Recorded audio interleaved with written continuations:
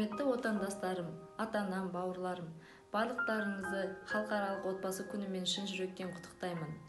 Бірінші отбасым ол ата-анам мен бауырларым болса, екінші отбасым ол отаным. Және өзім оқып бітірген Алматы қаласындағы Олимпиада резервінің республикалық мамандырылған мектеп-интернат колледжінде өзімнің отбасым деп санаймын.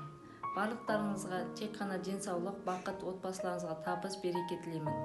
Отанымызда тек қана тыныштық болсын.